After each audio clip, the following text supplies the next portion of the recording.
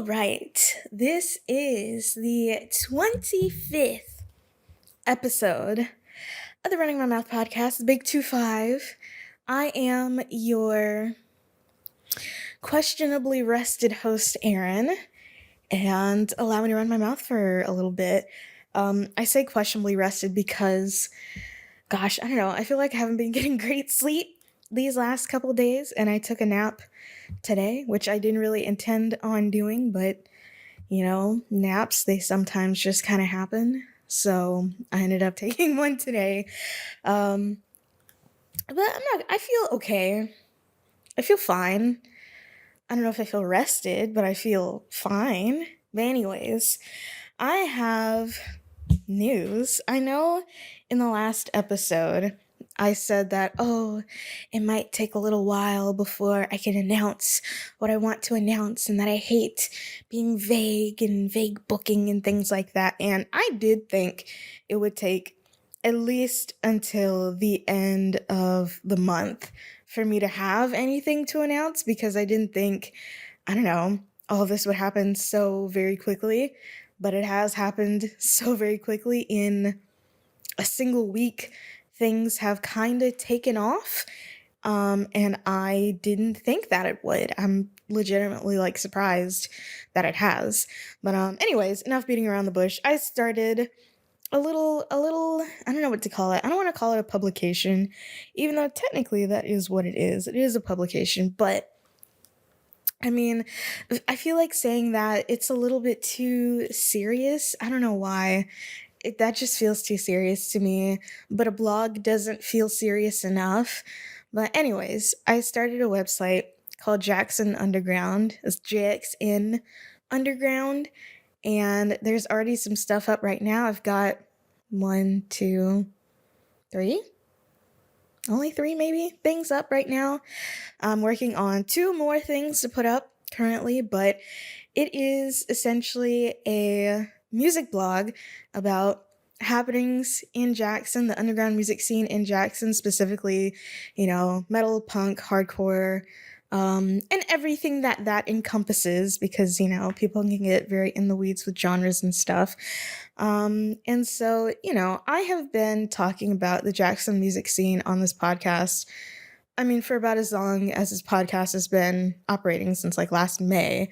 And, I've talked about it on this podcast about how much, how I have kind of unintentionally, I guess, ingratiated myself within this community and kind of been, you know, rooted into it, even though again, it's very unintentional. But I thought that, even though I do yap about it a whole lot on this here podcast, I thought it would be nice to start some kind of written publication to, I don't know, I guess expose more of the Jackson music scene to those outside of the Jackson music scene. And as of right now, I'm not sure how much of it is actually going outside of the Jackson music scene. I do know that a lot of people here in the community have seen it. They've read some of the stuff that I wrote, and I've gotten rave reviews so far, which is honestly crazy to think about. I don't even know how to put that into words, but my goal with it is to expose the Jackson music scene to outside of Mississippi, outside of the South, maybe even outside of the United States. The wider the reach it has, the better, in my opinion, that it is. So I think I might have talked about the genesis of it a little bit, but back when Measureless Aeons, who I've talked about incessantly here on the pod, sent me their demo early, I was talking about it to one of my coworkers, who again loves to gas me up for some reason, and he was like, "Oh, you should start interviewing bands and do video podcasts with them and stuff like that." And at first I was like, no, I'm absolutely not doing that because, I have said this on a previous episode, but I don't have the infrastructure to do video interviews the way that I would want to do them. So I have one camera. I would prefer a multi-camera setup if I were doing interviews like that. And just like some other things that I just like don't have that I think I would need and that I kind of don't really want to get. And also I feel like doing video interviews, I mean, they're probably fine, but it feels like a lot. I don't know why. To me, it just feels like a lot. And that's not really something that I have planned as of right now. I don't really intend on doing video interviews at any point in the future. Right now, they are just going to be written. Um, and they're probably not going to be audio either. So right now they're just gonna stay in the written format. But after my coworker had said, "Ooh, you need to interview bands and stuff like that," I was like, I don't know, like, should I really do that? I don't know if that sounds like a good idea. I don't know if anybody would want to talk to me. Like, I don't know. That doesn't seem feasible. It doesn't seem doable. But I did get to thinking about it, and it's like, I don't know. It wouldn't be a bad idea, and so. Ethan, one of the guitarists for Measureless Aeon, saw me at a show one day and he was like, "Yeah, I saw your podcast episode where you talked about interviewing bands. I really think you should go for it. I think it would be great." And that caused me to think about it a little bit more. And I was like, man, maybe I should. Like, because to my knowledge, as of right now, I don't really know of any. And I mean, I don't know like everybody. There could be someone else doing what I'm doing. I just don't know where they are. I haven't seen them. I haven't heard of them. I would love to know if there's like someone else doing what I'm doing, but there doesn't really seem to be anyone like covering specifically the Jackson music scene, like just the Jackson music scene. Maybe there are, I don't know, places elsewhere that cover Jackson musicians, but as far as anyone within Jackson doing something like that, I don't know if there's anything like that. And I think I might have unintentionally, or maybe not unintentionally, but unknowingly like cornered a market there. Um, and so, yeah, that's what Jackson Underground is kind of. I have had a few interviews so far. Some of them have been written interviews. Some of them have been in-person interviews. I am going to continue to try to, work around my like actual work schedule because, having a full-time job that really takes a lot of your time away. But I am going to continue to try to schedule more. I'm going to continue to try to not overload myself. I think that's a big thing, which is why I haven't been reaching out to as many people, I don't know, as maybe I feel like I should, which I don't know if it's, I feel like I should be doing more. I feel like what I'm doing right now is like enough, I don't know, but I'm really just trying to figure out things right now. I don't have a set like release schedule when it comes to the articles that I write. It really is just like whenever I finish them is when they're going to come out. Um, I was thinking about it previous to this Thursday about whether or not I should write about shows that I go to, and I don't think that's something that I want to do. That's not, I don't know, it doesn't really seem appealing to me. What I have been doing, because this weekend is kind of crazy, by the way, because there is a show. There's one Thursday, there's one Friday, there's like several today. There's one tomorrow and there's one Sunday. So, like, for 5 days straight, which, by the way, that's not very common. Like, this week is like strangely stacked, but there are a lot of shows and I want to go to most of them. So what I have been doing is I've been taking my camera, the one that I'm using to record this podcast. She's over there looking at me. Um, I've been taking my camera and taking pictures. And I will say, I talked about this again on like a past episode. I have taken my camera to a show once before and I was taking pictures and I came back and I looked at them and I was like, oh man, I really don't like any of these. None of these look good. And so I was like, I'm never doing that again. But I have been kind of observing other show photographers that I've seen. And first of all, they all use a flash. Like, I don't know why I thought I could get away with not using one, but they all use a flash, and all of them, the pictures that they take, they're very, I don't know. What I've kind of learned in the literally 2 days that I've been doing this show photography, I should say, is that you really have to be kind of, I don't know, have a quick trigger and just be kind of loose with it, because with my camera, I have a Canon EOS M50, Mark 1, not the Mark 2. With that one, it has, it has a viewfinder, but it also has like a screen, like I would say most cameras do. But for the most part, when I am taking pictures, I do like to look through the viewfinder. But that does kind of limit in where, I could take pictures. I can only take them like eye level instead of, maybe some of the wackier angles that might be nice. So I've had to learn, not necessarily new photography techniques, because that sounds way more involved than it actually is, but new ways to do things. Because I mean, I guess that is true. It is a new way to do it because it's not new to like the world. It's just new to me. So that's all of that to say is that all of this is really going to be a learning process. Learning how to interview people, learning how to manage my time, learning a whole lot of things.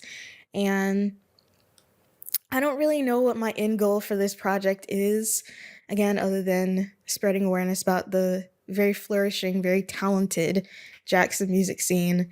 Um, but honestly, I'm just hoping I have fun with it. And I'm having fun with it. So, as of right now, I can say mission accomplished. Like our dearly departed, he's not dead, he's just not there anymore. Our dearly departed Nintendo of America CEO Reggie Fils-Aimé once said, "If it's not fun, why bother?" And that's kind of the philosophy that I take with like a lot of things that I do. So I'm just gonna let that lead me where it does. And yeah, I will say it is really interesting, going to shows now that I do have this thing that I'm doing, because again, it took off really quickly, faster than I ever would have anticipated. Like, again, I was genuinely thinking it might have been like the end of this month into next month before I would even have something to put on the website. Like, it all came together so very fast. And I mean, shout out to everyone who shared my stuff on Instagram and, gave me words of support and things like that, because literally without people sharing it, I mean, it would be until the end of the month before any of this came together. So it's like, it's all a group effort, it's all a group effort. And I love that. I love that a lot. So I don't know. It's really interesting. The first couple of shows that I went to this week, and I haven't really posted any pictures of me on either on the website or on the Instagram, except for like literally one Instagram story where it's literally just like my forehead. And I posted a poll, and it was really funny because I would go to a couple of these gigs and people would say like, "Oh, you're Jackson Underground," and I'm like, "Yeah, that's me." And they would tell me how much they would like my stuff, and I don't know, all just very positive interactions. I feel like I'm having trouble like making words. Number one, because I woke up from a nap. I mean, it's been over an hour. It's been almost 2 hours by now since I woke up, but my brain still needs to reboot. So yeah, that. And also I am, again, having trouble comprehending like just how fast all of this came together. And it doesn't feel real. I know that sounds like, I don't know, cliche, perhaps a bit cringe, but it doesn't really feel real, because I mean, it is kind of a shift, because previously when I would go to shows and stuff, like I would just be there, I would just kind of, I don't know, I don't know how to explain it other than I would just be there. And now I go and people like recognize me and they say hello to me, even though I've never like introduced myself to them before. And it's like, wow, this is an interesting feeling. And I don't know, part of me, in my whole YouTube journey, if you want to call it that, I guess kind of seeing, how, let's say, like some several million subscriber YouTubers like move through this world. They go out and they get recognized a lot. And to me, I thought that would be like really annoying. It's not annoying. Let me just say that. Let me just put that out right there. It's not annoying that people are recognizing me, because it's not like I'm being mobbed or anything like that. Like nobody's asking for my autograph. So let's not get it twisted. Like it's really not that big of a deal, but it is an interesting and unique feeling, to me anyways, to go to a place and people know me and recognize me, and you know, it's different. I don't know how else to explain it. It's just really different, and I'm still processing it because again, it's been literally a week. So I'm just trying to like put the pieces together in my head, but I will say all of this has been very positive for me. Like I've really enjoyed doing this. And again, as soon as it stops being fun, I'm not going to do it anymore. Like I'm not going to, hold myself to something like that because, realistically, I mean, listen, this isn't my job. Like, duh. So it's not like I have to keep going in order to put food on my table. So I don't know. I don't know the point that I'm trying to make. I really don't. I should really stop recording podcasts like hours after I wake up. I don't know. We're chilling. We're chilling today. I remembered to turn my light on this time. Last time I didn't. But anyways, I do have a list. So yeah, that's Jackson Underground, JXNUnderground.com. I paid $12 for a domain, so that's how you know I'm serious about this. Okay, I'm professional. I bought a domain for $12, and yeah. Moving on. Moving on from that. Yeah, like I said, I've been to a few shows recently. There's another one tonight. I was debating whether or not to shoot this today or tomorrow, but then I remembered if I shoot it tomorrow, I won't have time to edit it on Monday. So I didn't want to like have to run into that. So I'm doing it now, but there is one in a few hours that I shall be at that will be fun actually. Surf Wax is one of the bands that's performing, and I wrote about them. They were my first interview on Jackson Underground and my first article that I put on the website. So I thought, I might as well go see them. Also, I really like their music. I actually like their music. They have an album. Hold on, they have an album. I'm going to tell you what it's called. I need to find it first. Where is it? Crud. Hold on. They have an album. Where is it? Let's see. What's this album called? Party Wave. They have an album called Party Wave that came out last year. And it's pretty good. I actually liked it. When I was listening to it, I was like, oh, this is nice. I like that. So I thought, since I wrote about them, they were my first interview, I might as well go and see them perform tonight on 420. It's 420. It's also Record Store Day, by the way. I am a record enthusiast. I talk about The Wall all the time. You can't see it. It's over here. The Wall and the other two that are on the other wall. But I don't know. I don't know if I want to buy any more vinyl. I don't know how that sounds though, because I feel like at some point I'm gonna have a whole lot of vinyls on my wall, which is gonna kind of be, I don't know if I want to keep putting vinyls on my wall is the thing. Cause listen, I don't have a turntable. I don't have any intentions of getting a turntable, but I I can't keep putting vinyls on my wall because I'm gonna run out of space, So I guess for whatever the next few vinyls that I buy are, I'm gonna have to figure out storage for them. Maybe I'll just do the old milk crate, do it like that. But also, I don't want them to get damaged. I feel like when they're in their frames, they're relatively safe. So I don't know. I really don't. But today is Record Store Day. I mean, by the time this comes out, it won't be Record Store Day anymore. But there are a surprising amount of record stores in the Jackson metro area. There are 3 still operating. So I think that's interesting considering, vinyl is not the newest of mediums, but I still like it. I like it as decoration though, and the sentimental value of it, not exactly for the fidelity of the music, because I don't even know what my vinyl sound like.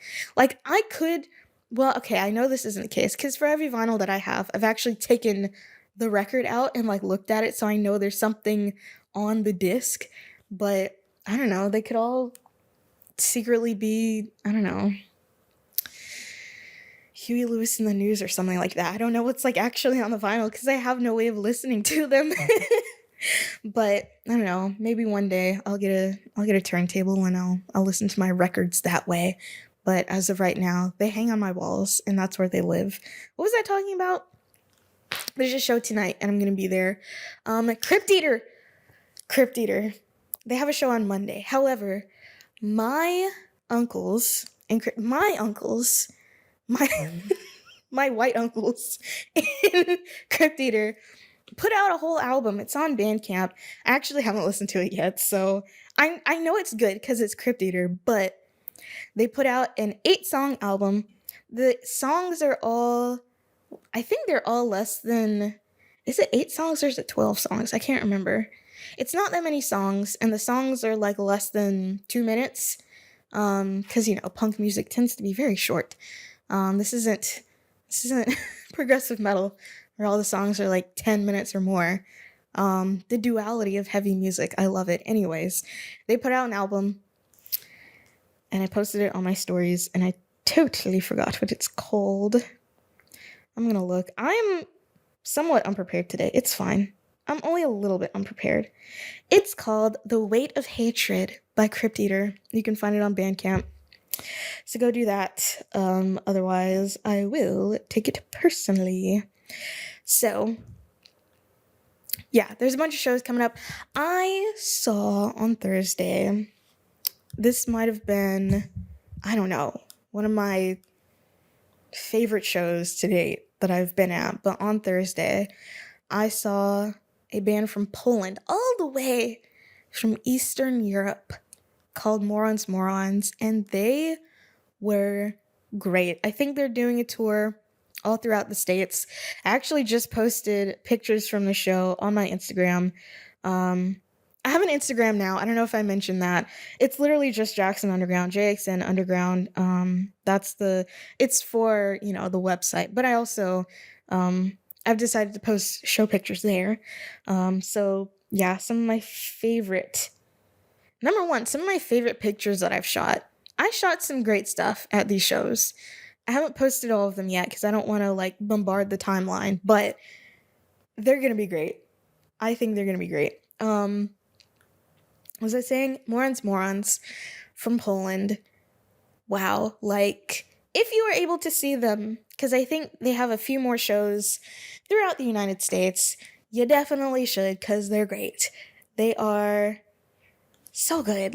I'm so mad because dang it, I'm so up on this mic. I didn't take any videos from the shows. The ones on Thursday, the ones from yesterday I did, but the one on Thursday I didn't take any videos and I'm so sad about it. I should have, but I didn't. But yeah. I mean, I'm sure there's a video out there somewhere, but you need to see them. You just need to see them. What can I say? You just need to see them. And on that night, I also saw Hammer and the Tools for the second time, I think. Really love them. Great band. Shout out to Lucy and the gang. Why is my battery dying? Oh, all right. We're going to pretend that my battery totally didn't die. It didn't. She's fine. She's just sleeping. It's okay. My battery's fine. It's fine. Nothing happened. Anyways, as I was saying, shout out to Lucy and the gang at Hammer and the Tools. All very nice people. What else was I saying? Oh, I also saw, who else was at that show? Oh my gosh, Holy Vision, a band called Holy Vision. They went on first. They're also very good. And a band from Indiana, somewhere up north. I believe it's Indiana. I'm literally wearing the shirt right now. Eric Nervous. It's kind of, there we go. You can see it. Also, I should say this is their last shirt in this style, and it's literally a 2XL, so it's gigantic on me, but I liked the design. It's just a little logo design, and I can wear it around the house, and that's fun. I love a big shirt. I am a big shirt girly. I love wearing a big shirt around the house. It's really nice. It's really comfy, and it's red. I don't normally have or wear red things, but I do like them. So I don't know if red is my color. I don't know if it's in my color season or whatever, but I like it. I think it's cool. I think it's neat. Um and yeah, so that was Thursday. Friday, which was yesterday, which it feels like yesterday was Saturday, which is weird. My days are mixing up, and that's certainly something, but I saw a band called Mostly Satire. All bands from Jackson, by the way, yesterday. A band called Mostly Satire, and I thought they were really good. They were melanated, which I can always appreciate. I can always appreciate a melanated band, you know. Who else? There was Roy, ROI, spelled ROI. Very new band, very young, I should say. They were all very young. And I will say this, it's a mixture of feelings that I get, when I go to a show sometimes it's just me and like a bunch of old heads, which is fine. There's nothing wrong with that. The old head vibes are fun. They can be fun, you know. And sometimes it's me and like a bunch of high schoolers. And that's kind of what it was last night. Because Roy, one of the bands that was on, and another band, Smokies, both of them very young, very young. I don't want to call them kids because I don't think they're children, but they are definitely younger than I. So honestly, anyone younger than I is just a little baby toddling around. They weren't little babies toddling around. It would have been cool if they were. Just like a bunch of 5-year-olds like playing instruments and singing. That would be cool. Actually, I don't think it would. Never mind. I don't know if that would be cool at all. I don't know if I would want to see that. But no. Yeah, it was definitely interesting being one of the older people in the room for a change instead of the other way around. So I guess I know how the old heads feel anytime I step into the gig. Like, who's this infant? Somebody give this child some grilled cheese. I don't know. What do kids eat? What do kids eat? They eat grilled cheese. I ate grilled cheese when I was a kid. Apple slices. What else do kids eat? Applesauce. Anyways, this weird bit, we're moving on. But I did want to talk about Smokies, which I got the shirt for them. I'm not wearing it right now. But I have seen them once before, and I'm pretty sure I've talked about them on the pod once before. The last time that I saw them was at a show what on earth? Okay, never mind. It was at a show that was on a Tuesday night that started at 9:00, and I left the venue at midnight on a Tuesday. That was certainly a choice. I don't know if I will make again, especially if I have work that next day. That was kind of crazy, I'm not gonna lie. There were 4 bands on that bill, and I feel like all the sets were like so long, even though they probably weren't. But the show started at 9 and it ended like after midnight. It was crazy. But that was the first time that I saw them, and I remember being so surprised, at first of all, how young they were. I've now learned that they are now out of high school. They're not babies. They're not in middle school like I kind of originally thought they were. They are out of high school now, probably technically adults, still very young, and also very talented. Like, you got to see these kids perform. And I made sure to get a video of this one. So they actually have quite a few performances upcoming here in Jackson at the very least. But they've actually been performing quite a bit, I will say. I just haven't been to like any of them aside from that one time. I want to say that was like, last September or something on a Tuesday. Just crazy. On a Tuesday night, leaving there at midnight, having to go to work the next day. That was a choice. I'm glad I made that choice though, because if I didn't, I wouldn't have seen Smokies, and they're so good. They're just, I don't know. Something else interesting about that show too, because now I remembered all the things I wanted to say, is that I'm not gonna lie, usually, and I've talked about this before, usually when I go to the show, the male to female ratio is skewed heavily for the boyos. Usually it's a sausage fest anytime I go to a show. And this could be a small local show. Actually, no, I take that back. I will say most of the local shows around here, most of them for the most part are pretty 50-50 in my opinion, but anytime I see a bigger band, it usually is heavily skewed in favor of the dudes.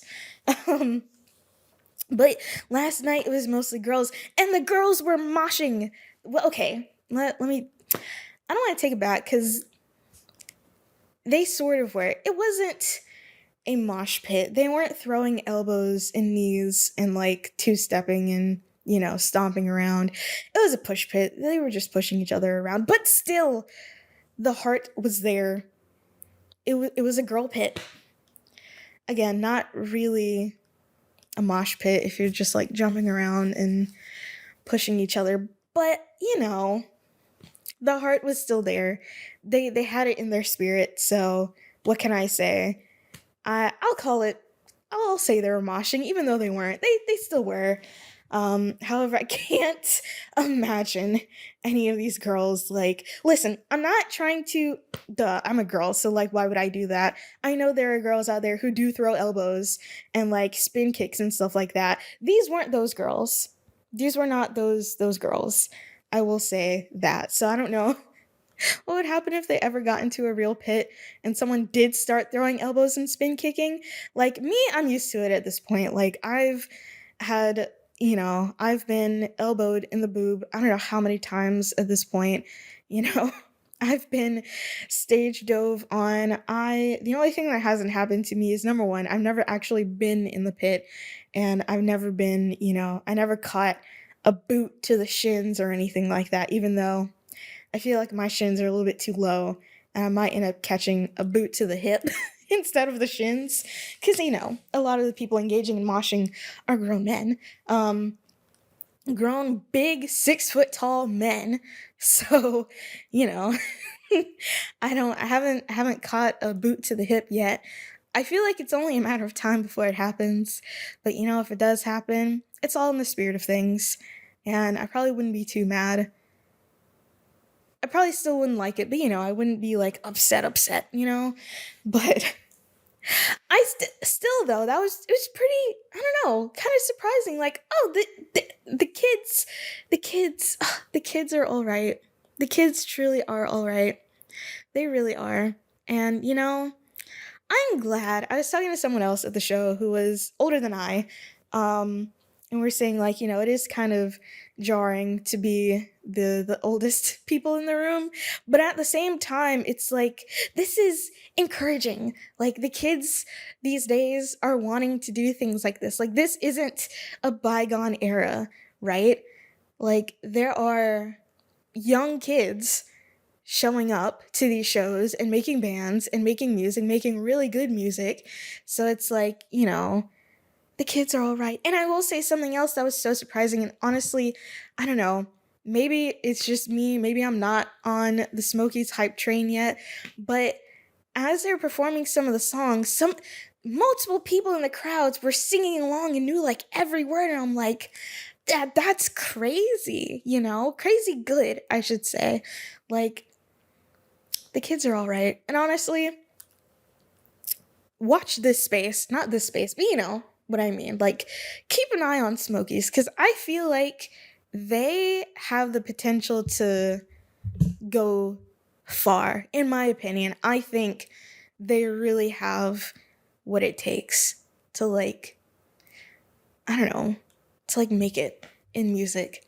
And I gotta get that interview with them before they blow up, but I'm not trying to overload myself currently, so I'm trying to pace them out. I do know they're on the list.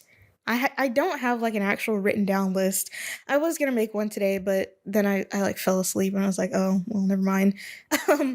But there's not a physical list. There's a list in my head of the bands that I would like to do longer features on, and they're definitely on that list.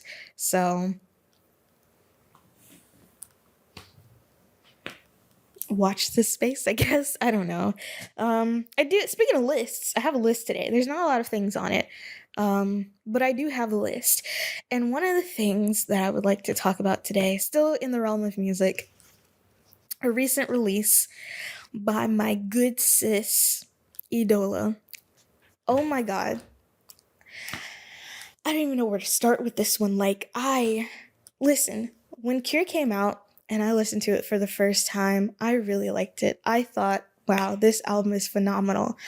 I think, and it is a little bit early, it's still April. We're not even halfway through the year. I think Eviscerate might be my album of the year, with like no exaggeration. I don't know who else is putting out music this year, but Eviscerate, it's definitely my album of the year. Like I don't even know what to say about it. Like, oh my god. I have been listening, first of all, it's this album nonstop since it came out. So for like a week now.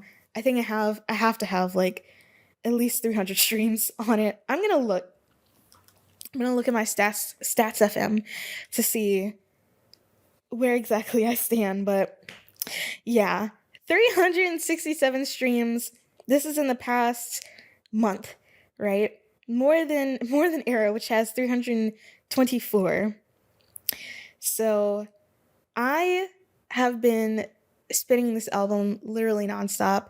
It's the first thing that I hear when I wake up. It's the last thing that I hear when I go to bed. Like, Eviscerate is definitely top contender for my album of the year. I don't know who else is gonna put something out. However, I totally forgot.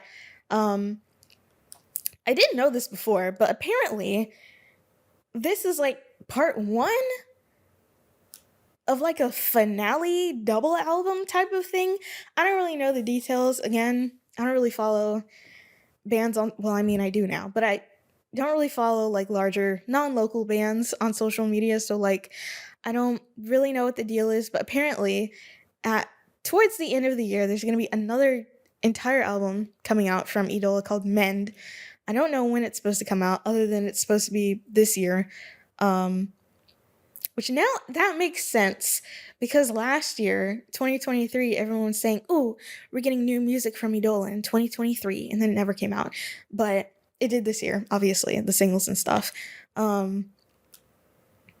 So I guess if they were working on literally two albums at the same time, because I mean, Eviscerate is a full-size album. This isn't a double EP type of situation. You know, this isn't really Juggernaut, which still is pretty long. Altogether, it's like Juggernaut is like an hour and 15 altogether or something like that.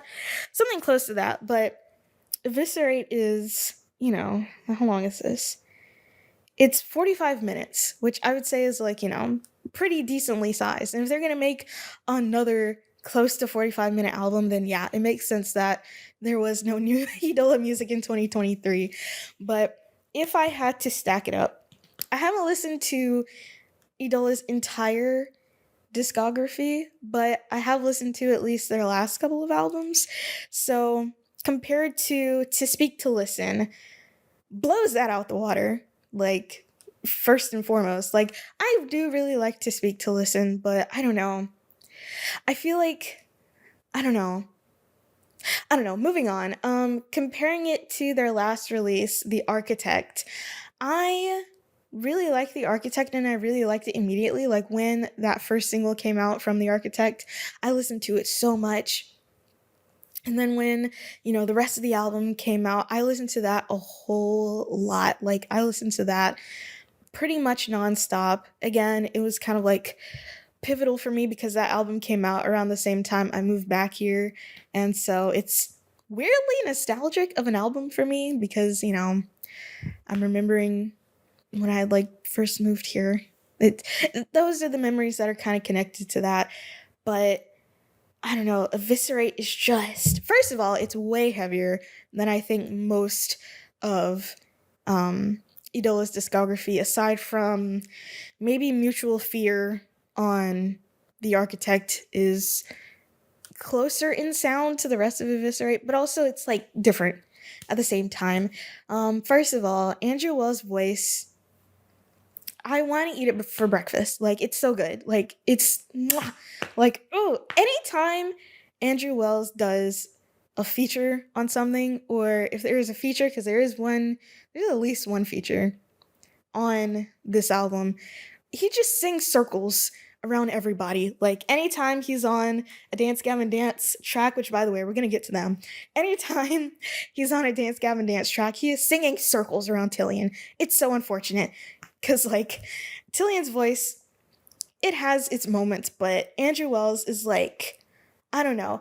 I think personally, and this is just me, for all of the post-hardcore vocalists out there, Andrew Wells is the one voice that could actually go toe to toe with Johnny Craig. And as far as we know, anyway, Andrew Wells isn't a terrible person, so I don't have to feel bad listening to it. So, you know, he's just out there in Mormon land writing weird esoteric lyrics about religion. And, you know, that is fine. That's great. I hope nothing else comes out. That's all I can say. Just like, don't ruin this voice for me, please. Like, you know, we're moving on. We're going back. We're going back to the album Eviscerate. I think if I had to say, if I had to pick a favorite track, now here's the thing. I will say this, kind of sort of in the same vein as Cure. I liked No Weapon Form Shall Prosper. That was the one single from the album that I listened to regularly. The other one, for some reason, I listened to it once and I wasn't super into it, but they're back to back on this album. Who of You Will Persevere? I like both of those songs. Well, actually, I don't know. I don't know if I like them more in the context of an album versus as the singles. Because I feel like, interestingly enough, the B-sides on this album are stronger than the singles, which I think is true for most albums. I will say that. I think that's true for most albums where the B-sides are stronger than the singles. So I would say, if I had to pick a top track, Ziggurat is definitely up there. If I had to think about another one, I don't know. This one, again, a certified no skip. As of right now, it's a certified no skip album. I don't know if I like Kali Yuga because, again, that's the one song with like a feature on it. I looked up who it was, and it's I forgot the name, but the last name is Wells. So I'm assuming the two are related, but the lady has a nice voice. But again, it's really unfortunate that she's on this song because Andrew Wells just sings circles around literally everybody. So it's like, it's a nice song, but sometimes I do skip it. But I will say, it's still a no skip for me. Like, it's a no skip, and it's a repeat. I listened to this on repeat again. Like, a lot. Like, legitimately on repeat. Like, last song into the first song, keep listening, repeat, you know? But yeah, I really like all the songs, but if I had to pick a top one, it's probably Ziggurat. That's the one that gets stuck in my head the most. If I had to pick one. But yeah, that genuinely is a contender for album of the year for me personally. Assuming that this next one that they put out, Mend, isn't like miles better. Which it could be. It could be. It has the potential. It has the potential to be. How long am I going for? What time is it? Because I do have to like get ready for a thing in a little bit. Anywho, what was I saying? Oh, yeah, we got some, it's not like nobody saw this coming, because I feel like people saw this coming. I was still surprised when I saw it, but at the same time, I was like, not really, but Dance Gavin Dance can't keep a vocalist to save their life. Like, what? You know, they really know how to pick them over there in, Sacramento. Is that where they're from? Is it Sacramento? Somewhere in California. They just can't. They just can't keep a vocalist over there in Dance Gavin Dance LLC, because Tillian has left the building. He is no longer part of it, part of the band. Which, you know, I don't want to be like, oh, I never liked him to begin with, because some people are weird like that. You know, when someone gets outed for being bad or doing a bad thing, they're like, oh, I knew this person was bad. Like, no, you didn't. Unless you knew something and you just didn't say it until like after it came out, which weird that you would do that. But no, you didn't. No, you didn't. You can't say that you read their vibe because you probably didn't. Um, but when was this? It had to be last year or the year before last. Tillian got caught up in some, I don't want to call it some scandal because I remember it being pretty serious. I can't fully remember what it was though, which is really unfortunate because I'm like talking about it here. But from what I remember, it was pretty bad. And they let him back. And apparently they like just finished recording an album and now he's gone. So the final, I don't know if they're gonna scrap it or what. Like, I don't know what they're planning on doing. Honestly, you know, I'll I don't know. It's kind of interesting for me because I do really like Dance Gavin Dance. That band like does mean a lot to me. I'm not, a strawberry tattoo girly, but the band does mean a great deal to me. And I like the music a lot. Mothership, which is a Tillian era album, is like, did I say Mothership? Yes, I did say Mothership. I had to think about it. Mothership is like one of my top favorite albums of all time, a certified no skipper. You know, maybe it's time to pack it up. Maybe it's time to just like, Dance Gavin Dance, they had a nice long run, starting in 2007, haven't quite made it to 20 years yet. Who knows if they will. Did they start in 2007? I made that up. I totally made that up. Their first EP came out in like 04. Hold on, whatever I say is, come on.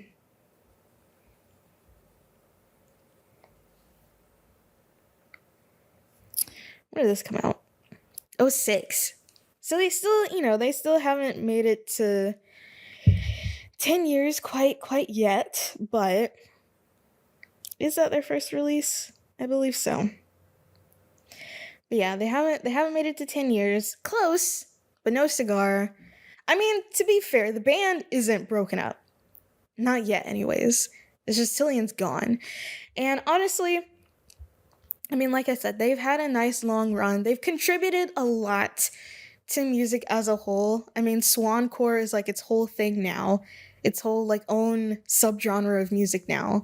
So it's like, I feel like you can get out while the getting is good and still sort of keep your reputation, if that's something that matters to you. You meaning them. So I don't know. I do really think it's time for them to pack it up. Like, first of all, they can't, I won't say they can't pick one, but they have a second chances problem. They give a lot of second chances, and sometimes second chances aren't worth giving. Sometimes you give someone a second chance and they prove to you why you had to give them a second chance in the first place, and you're like, okay, is it worth me cutting my losses now, or should I give them a second chance again, a third chance, and be proven for another time why I had to give them more chances to begin with?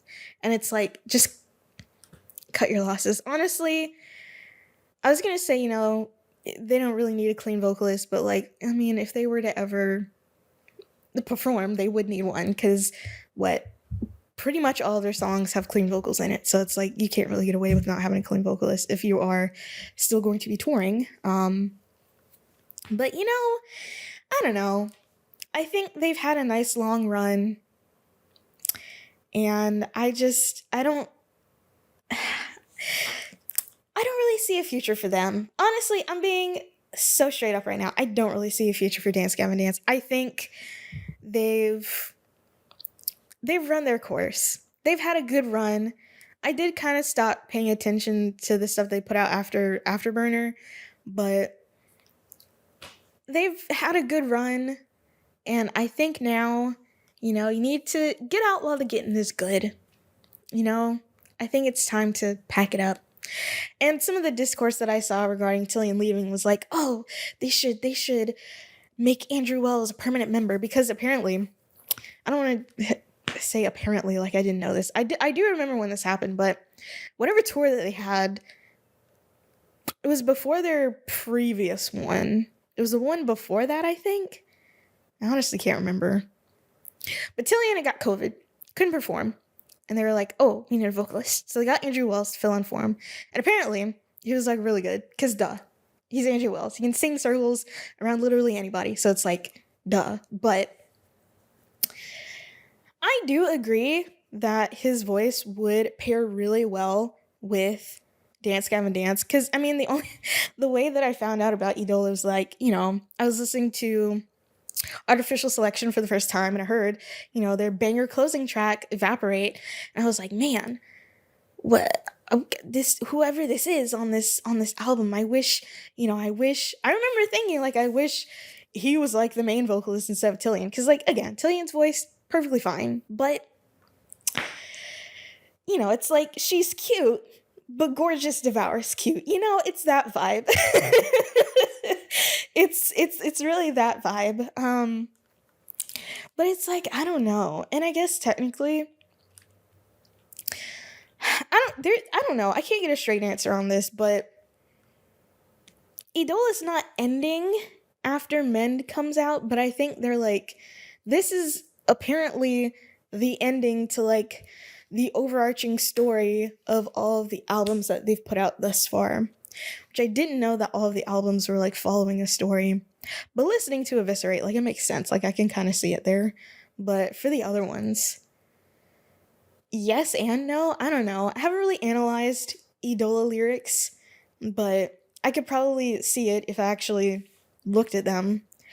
But I'm not opposed to Andrew Wells being in Dance Gavin Dance like full time. It probably would be a pretty good decision.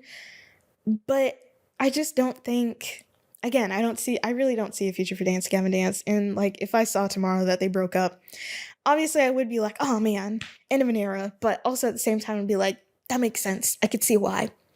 I get it. Like, yeah, smart move, probably. And like, I feel like the members of Dance Gavin Dance have like a bajillion side projects anyway, so probably be fine. It might be okay. So, I don't know. We'll just have to see what happens. And yeah, that's that. So I only have one non-music topic for this episode, and it's the finale of Drag Race. Drag Race season 16? Yes, season 16 is over. Season 16 is done. And I will say this, first of all, before I even get to the finale, there was no challenge where they had to, with like the top 3 or 4 or however many, had to like write a lyric to a RuPaul song and like do the whole music video. I really like that, especially the last one with Catwalk. That's probably one of my favorites. They didn't do that this season. Like, I'm 90%, aside from like girl group stuff, they didn't, do the whole music video thing. And I'm kind of sad. I really like those. It really wraps up the season really well. But they didn't do one. And I don't know why. Okay, the lip sync Lollapalooza was supposed to serve as the reunion, but like, that's not a reunion. I don't know why they stopped doing like the normal reality show reunions where it's like, they all sit down and there's a moderator, which is usually RuPaul, but in other reality shows, it's usually like Andy Cohen or something. If we're talking about like, that's pretty much like only Bravo, you know what I mean, for those types of reality show reunions where they like hash things out that happen during the season, like the rivalries and the showmances and things like that. So I don't know why they did away with that. Because this season, of all the seasons, would have been the best to have a reunion for. We could have had reunion moments to rival season 9, but they chose not to do it. And I don't know why. Because I was like, oh, well, I don't know. Like, listen, I thought the Lollapalooza was fine. Like, again, like I said previously, lip syncing is not really my favorite part of Drag Race. I mean, it's fine. It's like whatever, but That wasn't a reunion. I wanted a real deal reunion, and we didn't have one, and that's lame. Someone's playing music outside. I don't know if you can hear that. Anyways, I'm disappointed to not have a true reunion, and who knows if they're going to do it next season. And also, what they usually do, I don't know, maybe it's because I wasn't watching it live because I was at a show last night. So I was watching on MTV this morning on Saturday. And I thought that they usually have some kind of preview for like All Stars. But maybe it's because I don't know why. Cuz like you would think there'd be another All-Star season, but I'm also trying to remember. Maybe it's because this last season of All-Stars wrapped up kind of like right before this main season.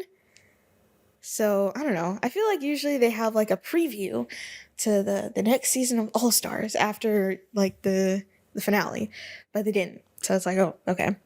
So our top 3, honestly, I can see the top 3. I can get it. I can understand it. You know, Plain Jane, Saphira, and Nymphia makes sense. Like I can't envision who else would go in there. And the top 2, which by the way, before I even get into finale things, spoilers for the finale of Drag Race season 15. Like there are spoilers. Just know that if you haven't watched the episode. I mean, if you haven't watched it by now, I mean, what? This is coming out on Wednesday. you're a little bit late, but I will give you fair warning anyways. Top 2, Nymphia and Saphira also make sense. Like, I'm not gonna lie, I knew PJ wasn't winning. Like, you know, we kind of knew, but honestly, that top 2, I didn't know who to root for, because like early on I was like, oh, Nymphia Wynn can do no wrong in my eyes, and she can't. But also I really found myself really liking Saphira as well, and it's like, my 2 faves are going up against each other. Which one is gonna win? And it ended up being Nymphia Wind is our next drag superstar. And honestly, you know, it makes sense. I think, I don't know for sure, because again, I'm not a drag scholar or a drag race scholar or anything like that. But I think aside from Bianca Del Rio, Nymphia might also be another winner who never had to lip sync. Oh my god, who never had to lip sync their way out of the bottom. So I'm trying to think, and I think, yeah, that might be the case. Because Saphira definitely had to at some point, but Nymphia was never in the bottom, I don't think. It was either never in the bottom or never had to lip sync out of the bottom. That thing. So yeah, her track record is pretty strong. She's basically good at everything, you know? Another one of those queens who's just good at everything. So it's like, yeah, it made sense that she would win if we're going off of track record, I guess. So yeah, it makes sense. I have nothing to say. I don't think Saphira was robbed. I think she'll have a fierce run in a future All-Stars season. All Miss Congeniality.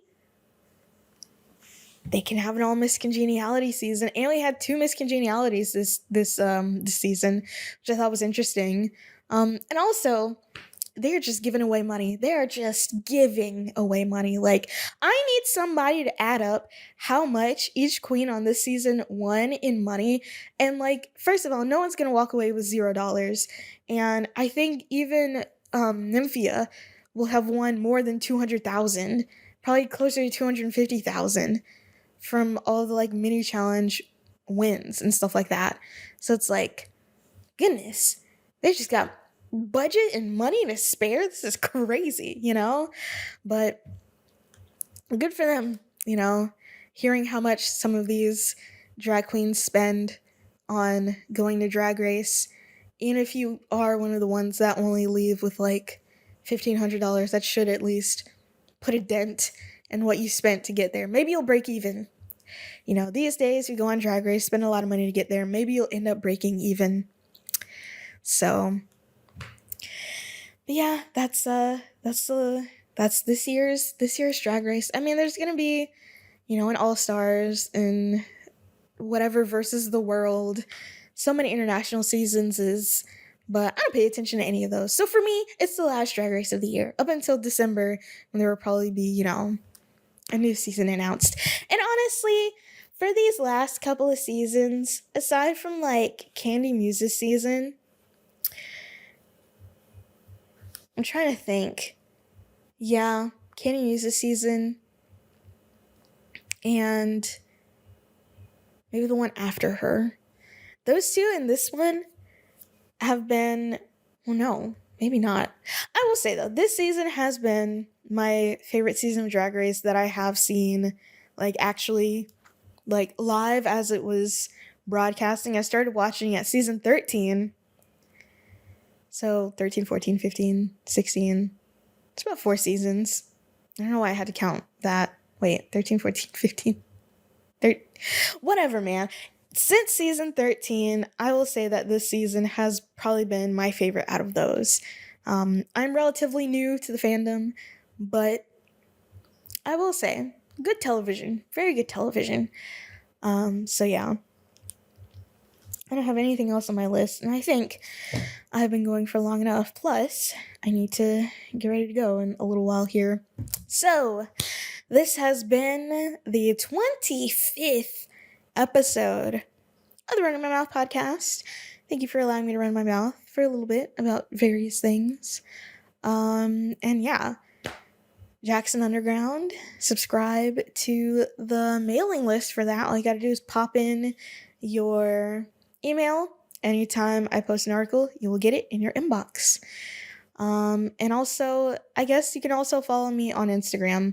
I'm not going to be plugging these at the end of every podcast episode, by the way, because I think, the two of them are doing just well without me promoting them here. I didn't even talk about this during the actual episode, but I was debating whether or not I should make a video on my main channel. Don't know yet. Who knows? Maybe not. Maybe so. I don't know. We'll figure it out. By we, I mean me, because I'm the only one here. Anyways, follow me on Twitter, because let me hear it. If you're not following me on Twitter, you're only getting half the story. And that's it for today. I need to go change clothes and charge my freaking batteries. The other one didn't die, by the way. It didn't die. It's fine. But I still need to charge them to be prepared,